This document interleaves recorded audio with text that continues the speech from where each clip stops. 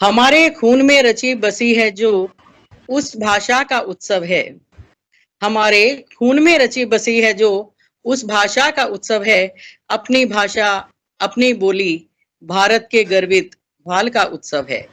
और सीखा है जिसकी गोद में मासूम भावों को पिरोना शब्दों में। माँ भारती की आन बान और शान। राष्ट्रभाषा हिंदी का उत्सव है, यानी हिंदी का महोत्सव है। आप सभी को हिंदी दिवस की हार्दिक शुभकामनाएं। और शुभकामनाएं हैं हिंदी उत्सव के आयोजकों के लिए, जिन्होंने अपनी अस्मिता, अपनी पहचान, अपनी मातृभाषा के लिए इतना सार्थक प्रयास किया है। और भविष्य में भी ये इसी प्रकार प्रयास चलता रहेगा तो हिंदी हमारी सदैव आगे उन्नति के पथ पर अग्रसर रहेगी, बढ़ती रहेगी, ऐसी मैं शुभकामना करती हूँ। और उनका ये प्रयास बिल्कुल सार्थक है और भविष्य में भी सार्थक होगा। आज अधिकांश लोगों का ये मानना है कि हमारी भाषा उपेक्षित हो रही है। हमारी राष्ट्रभाषा, हमारी मातृभाषा हिंदी उपेक्षा का शिकार हो रही है, तिरस्कृत हो रही है। लेकिन ऐसा हरगिज नहीं। अगर कहीं कमी है तो हम हिंदी भाषियों में है।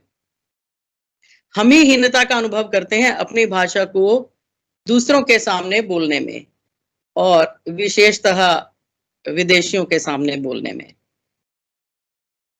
अन्यथा जो हमारी भाषा है, मातृभाषा है, वो इतनी मजबूत है, इतनी ताकत है उसमें कि वो अपने ही बल पर आगे बढ़ती है।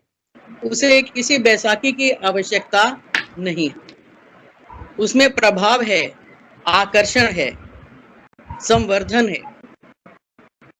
तो ये चीजें जब हम अंदर अपने आत्मसात करेंगे, तहे दिल से उसको मानेंगे, तो कोई भी कारण नहीं कि आज हमारी हिंदी उपेक्षा का शिकार हो। हम भाग रहे हैं पश्चिम के पीछे, पश्चिमी सभ्यता के पीछे, अन्य भाषाओं के पीछे। आपने क्या कभी किसी अंग्रेज को देखा है कि अपनी भाषा को बोलते समय हीनता का भाव रखते हुए कि देखो मैं अपनी अंग्रेजी बोल रहा हूं और मुझे शर्म आ रही है? वो आपसे नजर मिलाएगा और अपनी भाषा को पूरे गर्व के साथ बोलेगा। ऐसा होता है कि नहीं? बिल्कुल ऐसा है। और एक हम हैं, उन्हीं की भाषा को पहले सीखेंगे और फिर ये परवाह ज्यादा रहेगी कि उन्हीं की भाषा उनको हमारे बोलने से समझ में आती है कि नहीं आती है। तो इन्हीं भावों के साथ मुझे चंद पंक्तियां कवि मनीषी जी की याद आती हैं कि मेरा किसी भाषा ज्ञान से कोई विरोध नहीं, चाहे दुनिया की सारी भाषा सीख जाइए। इतना निवेदन है अपने मन के आसन पे, माँ को छोड़ नहीं किसी गैर को बैठाइए। माँ को छोड़ नहीं किसी गैर को बैठाइए। और इसी भावना से अभी प्रेरित होकर शायद मैंने भी एक कविता को रचने का प्रयास किया था, जिसका नाम है हिंदी दिवस। और वह ये जो कविता है मेरी, हिंदी दिवस, मेरी हृदय मंथन पुस्तक में ही है। और ये मेरी पुस्तक है हृदय मंथन। तो इसमें हर विषय के ऊपर लगभग कविताएं हैं। तो आज जो मैंने आज हिंदी दिवस के लिए कविता चुनी है, वो है हिंदी दिवस आज की जो स्थिति है उसे देखते हुए। और ये मैं बता दूं कि ये कविता मैंने लिखी कब थी। इस कविता को मैंने अपनी कक्षा में ही लिखा था। 10वीं कक्षा में मैं बच्चों को हिंदी पढ़ा रही थी, और उसमें कुछ एक बच्चे, जो पहले दिन उनको कहा गया था कि भाई हिंदी दिवस पर आपने कुछ भी लिख के लाना है, तो अधिकांश बच्चे तो लिख कर लाए, लेकिन कुछ नहीं लाए। तो तब उनकी स्थिति देख करके मैंने कहा कि आप सभी लिखो और मैं भी लिखूंगी। तब कक्षा में मैंने ये कविता लिखी और हर बच्चे ने भी लिखी, और काफी अच्छा प्रयास था बच्चों का। तो आरंभ करती हूँ अपनी कविता। पश्चिम का न जाने हम पर कैसा जादू छाया है, अपनी ही भाषा को हमने कैसे आज बिसराया है। और जब माँ से ही हम दगा करेंगे तो कौन हमारा साथ देगा, किसके हम होंगे और कौन हमारा हो। जननी से ही दगा करें तो कौन हमारा अपना होगा। लाख मधुर हो गैर भले ही सौतेलापन साथ तो होगा, सौतेलापन साथ तो होगा।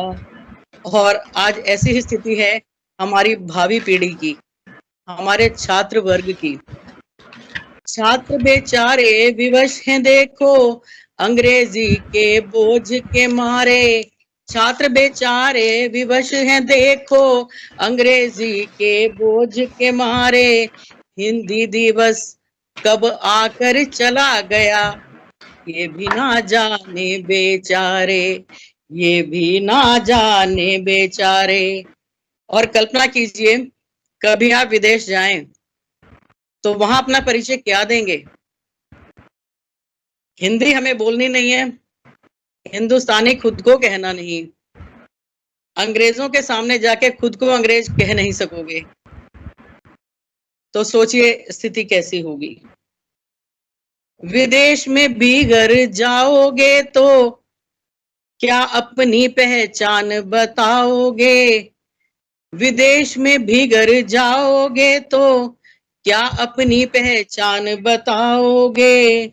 खुद को तुम अंग्रेज कहोगे या हिंदुस्तानी बतलाओगे, क्या बताएंगे।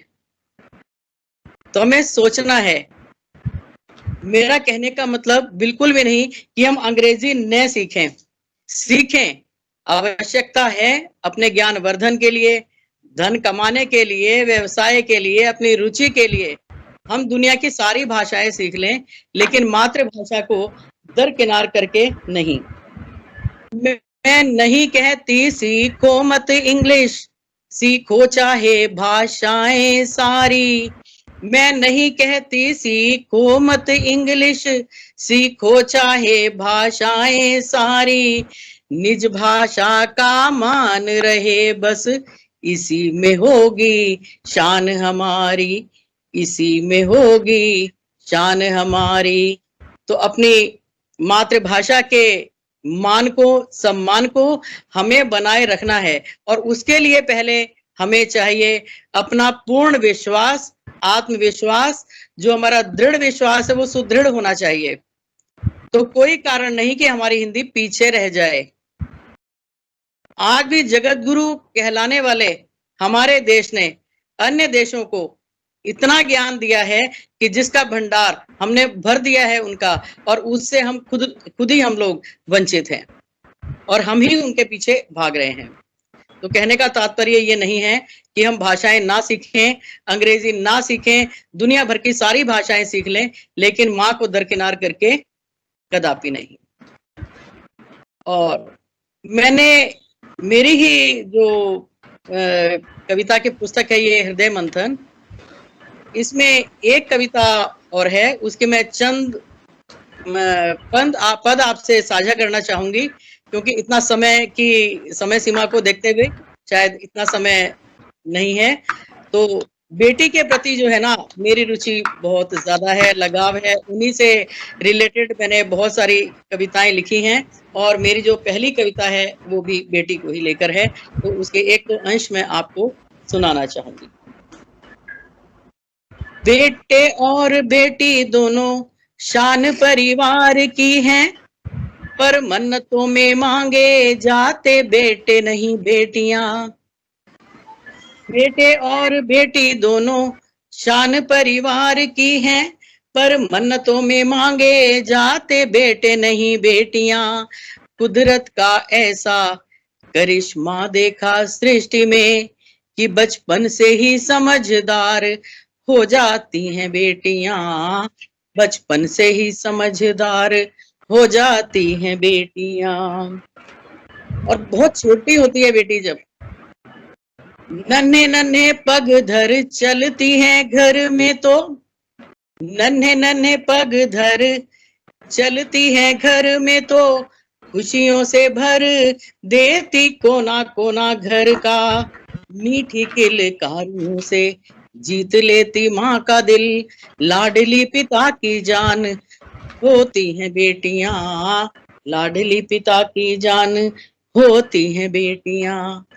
छोटी छोटी बाहों से बुलाएं जब आओ पापा, जन्नतों का सुख दे जाती हैं बेटियां। दुआओं और प्रार्थनाओं सा सुकून मन को दे, वेदों की ऋचाओं सी पावन होती बेटियां, वेदों की ऋचाओं सी पावन होती बेटियां। तो इस प्रकार कविता तो बहुत लंबी है, तो मैंने एक दो अंश आपसे साझा किए हैं। धन्यवाद, बहुत धन्यवाद।